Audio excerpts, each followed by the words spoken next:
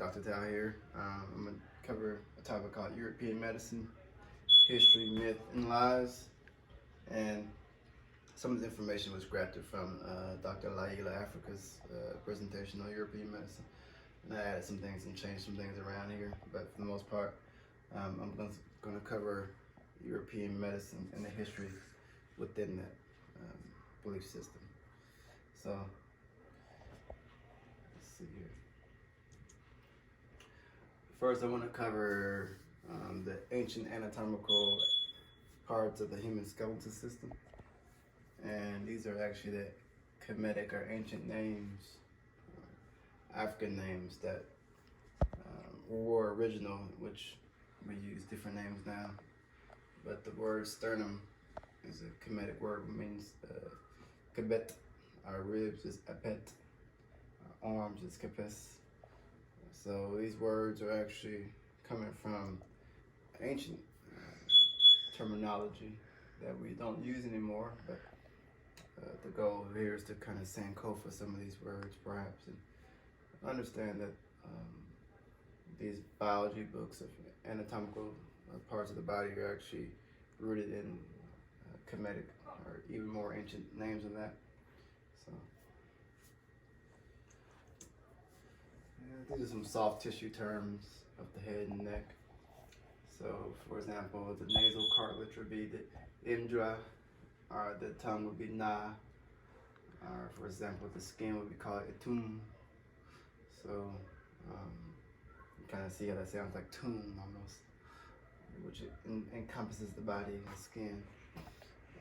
Also, skin is kind of like people call it your third kidney, or it's kind of like how your body filters out the waste as well, so it's important. So these are some names that I'll put into my next book that I'll go into more detail with this stuff. So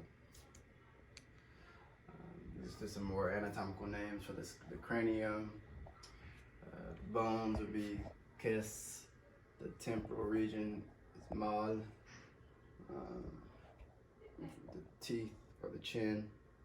The chin would be itit, and the teeth would be ahue. I may pronounce some of these words. The main thing is the volcanoes that erupted. Get the idea of how these parts of the world, these are Hawaii is basically an island full of volcanoes. But the significance of this is going to be shown in later slides. So,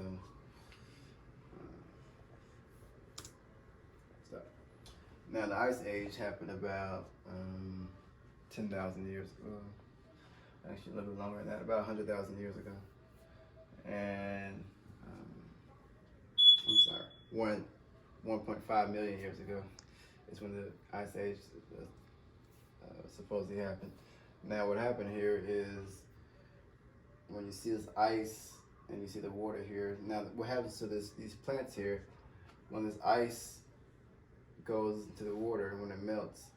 A lot of the minerals leave with it. So the ice actually pulls a lot of the nutritional value from these plants.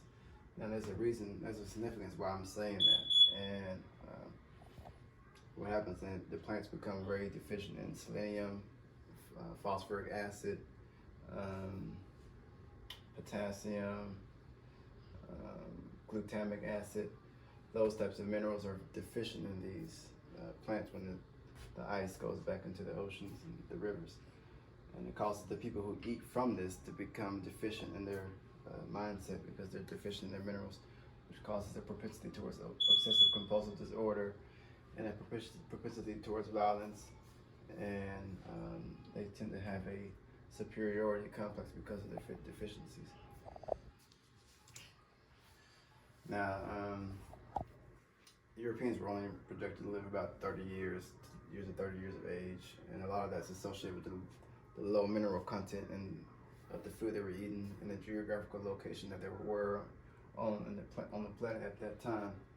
Now you'll see a variety of diseases associated with a deficiency in minerals and nutrients in the body. So when there's deficiency of nutrients in the brain, it's Alzheimer's, Parkinson's disease, multiple sclerosis, you have autism, migraines, insomnia, depression, those types of things are happening bipolar, which is really called bipolar schizophrenic disorder. Those are deficiency of minerals in the brain. If someone has a deficiency of the eyes, they have macular degeneration, retinal degeneration, cataracts. The lung deficiency would be asthma, allergies, chronic bronchitis, cancer. The blood vessels, you have hypertension, varicose veins. The kidneys would be, kidney disease or retinal disease. So every part of the body, when it becomes deficient in minerals, actually expresses a certain disease associated with it. And these are actually were actually found in a high degree in certain glaciated parts of the earth, so like your Norways and Swedens, and Denmark and Finland, Iceland. Those parts of the earth were actually deficient in a lot of these minerals, which causes a lot of these diseases. All right, this is St. Galbert's freeing of a sick monk of his devil. So what they would do, they believe when you went to sleep at night that you were being plagued by a demon when you go to bed.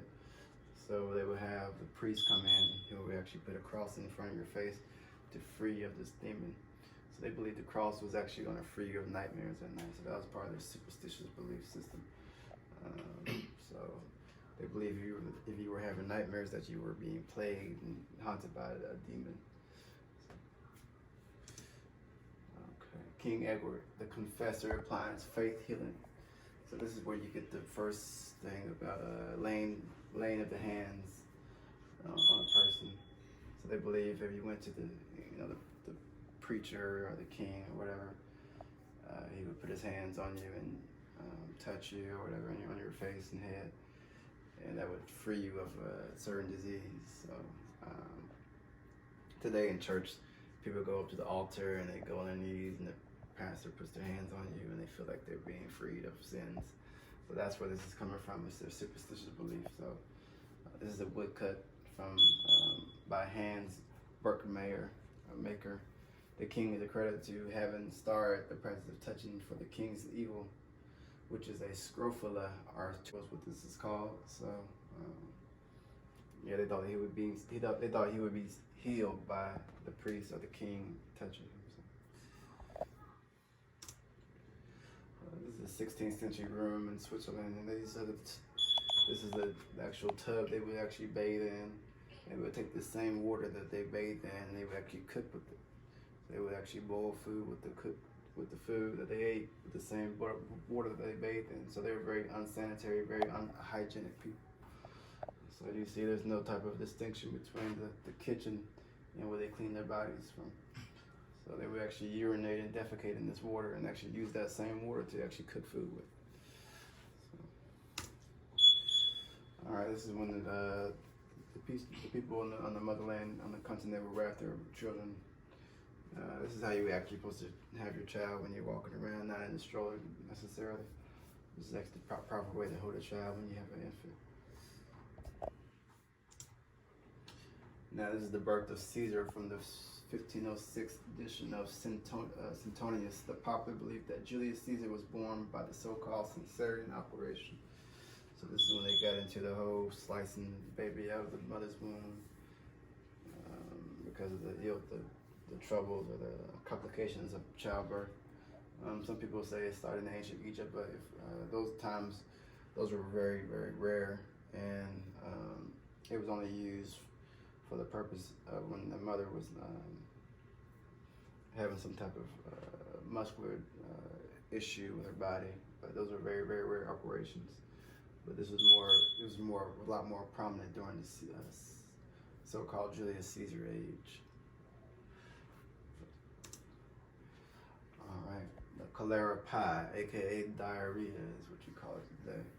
This is a caricature by the. I know it's funny, right? This is a caricature by Khrushchev, indicating the popular belief that that physicians became wealthy as a result of epidemic pestilence. Evil people carry diseases, so we believe if you're an evil person or if you're a bad person, then you deserve to be sick. So this is what they would do. He actually created this thing called sugar pills, which actually had what they call a placebo effect, and it would give to people to make them feel like they were actually feeling better. But they believe if you're an evil person, you deserve to die and get sick. All right, this is souvenirs of the chlorella in 1853 to 1854. These are etching by Damir. Blamed the epidemic on the invention of the steamboat by the Orientals. Brought the disease to them along with influenza. 100,000 people died in France and 4,000 in New York City. So the Europeans tend to blame other people from the diseases. So they actually blame diarrhea on the Asians or the Oriental people. Like today, they blame the COVID-19 on the Chinese. So they always want to blame different diseases on different people. They blame AIDS on Africa. You see, every time they're plagued by a disease, they blame another type of people. So this is what they would do. They think that in order to get rid of the disease, they can actually tie it to something called a strapido. And this strapido was actually used for executions as well. But they believe they took you to the strapido, and it would turn this wheel, it would take you to the top of the ceiling, and it would drop you down really hard. And you would keep on doing it over and over again to try to get the disease out of your body. So that was their superstition. They believed that they slammed you on the ground hard enough that the disease would fall out your body. So if you had cancer, or you were sick, or bronchitis, or something like that, then it would keep on slamming you on the ground, and slamming you from the ceiling, in hopes that you would actually be healed from your disease. And this is where we get the masks from today. So people wearing these masks today don't understand where it's coming from. We talk about COVID-19, but no one talks about the plague doctor, the costume used by physicians during the plague in Marseilles in 1720. This is where we get the name Quack Doctor. And smaller non-beak masks were still used today by doctors. So they would actually wear these masks during procedures, but they would actually wear these masks for more purposes than that. They would actually put different types of plants and flowers inside their mask and walk around the town, because there were a lot of dead bodies laying around, because Europeans didn't know about burying dead bodies. So a lot of their dead bodies would sit around the town and sit there and rot and decay. So they would wear these masks and put different types of flowers and roses inside the mask to make the smell go away, so they couldn't smell it. So they have a song called "Ring Around the Rosie, Ashes, Ashes, They All Fall Down." So that's where that comes from. So that nursery rhyme comes from the fact that they would wear these masks, and they would try to put roses inside their masks to cover up the smell of dead people in the cities. They didn't know how to bury bodies. All right. This is the 18th century torture with rack and candle, believed to kill a plague and disease by killing the person who has the disease. So if a person had a certain disease, they believe if you kill a person with the disease, it kills all the diseases that exist in the city. So if someone has AIDS, then if you kill somebody with AIDS, then AIDS goes away. So it makes no sense. They're using that. That's their superstition and believing that.